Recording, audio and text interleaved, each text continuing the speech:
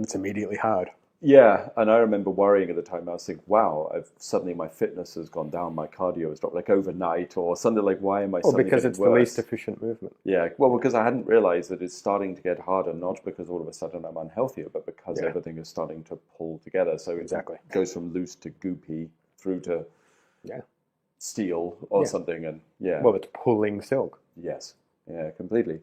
And then your training has to change, because if I want to do 7 hours, sure, but 6 of those have to be sat in meditation, like have to be sat breathing, right? That's right. To put the mind and the energy back into the body that I've just fucked up through doing 2 hours of Tai Chi or Jing or Bagua, because all of those arts, not to the same level of refinement, but they all kind of pull on each other. Yeah, for sure. In the same way. Yeah, I would say Jing has the less separation inside, but it's still uncomfortable. Well, it's more locomotion based and less motion based. Yeah. So then, if you're training this way, and then the body is changing according to this kind of force, and your training has had to get shorter and shorter, and well, it becomes more sincere, doesn't it? Yes.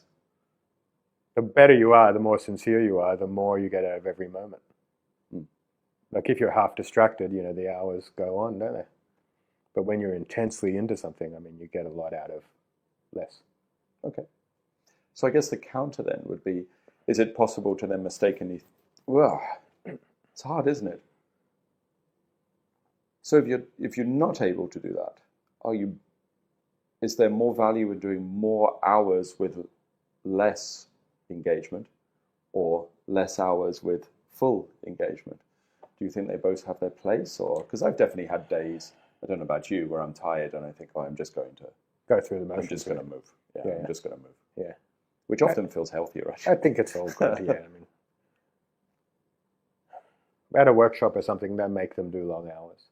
Right. And long times in each exercise, which is not how I train. Yeah. I do minutes in an exercise and I'm dead. Right. It's done. Like the membranes can't take the stress anymore in that engagement pattern. So I change to a different one. But for them, they might do it for a long time when I'm teaching. And I say, you never need to do this more than 5 minutes. But while I'm saying that, they're 1.5 hours into doing it. So there's a contradiction, right? Yeah. But it's because they can't do it. Sure. They're trying to do it. Once you can do it, it becomes intense. When you can't do it, you're failing. You're not getting the connections. You're working, maybe you're getting some percentage. And every little bit more you get, the more intense it gets, doesn't it? Until it becomes super intense. Yeah, sure. And so people will come and say, oh, I'm good now. I can stand for hours. I can do this for hours. It's like, oh, you've gotten worse. Right, okay. Yeah, I think it should go the opposite direction. Yeah.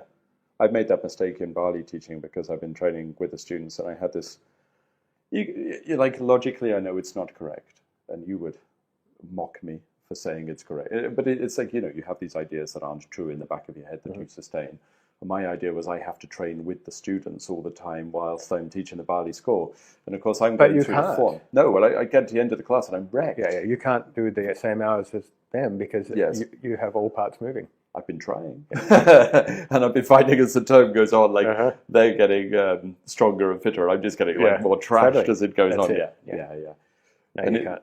No, but it's hard to explain, especially when people are new and they're coming and you're trying to say you're doing a move and they don't understand why you're sort of graunching through it, why there's all this pull and why you're sort of soaked in sweat or something. But it's an idea that had to be dropped. Sometimes, like in my sala in Phuket, my brother will be teaching some guys, doing some privates or whatever. Sala is a training room, by the way, if you don't know. And I'll go down and just do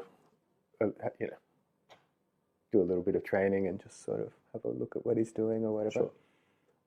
And I'm kind of friendly with these guys. If I wasn't friendly with them, I wouldn't go down at the same time. But, I do 1 rep or something and like, and they look at me, what's wrong with him? They just think you're ready for retirement. That's why the brother's taken over. Totally. But it's so intense because, when you're training yourself, it's even more than when you're teaching because your attention's not on them. Yeah. And every part's moving, or as many parts as I can access, at least. Every part for this stage. So just so much is happening. It's so intense in a minute or something. And then, have a little breather and go again. Yes. But then I want them to do it for an hour without stopping. Sure. Because only 2 parts are moving. Yeah, okay. And yet, I spent a lot of time with you, and we've been marching and walking around the town in the blazing heat, and you're definitely not an unfit person. No, I'm not unfit or weak. No, not at all. It's not that. It's just intense. Yeah, sure. And it's the word relax, so silly. It's not relaxing. Yeah, okay. And it's not effortless or any of these ideas. That's why, coming back to it, when I said you get strong, this is why you get strong.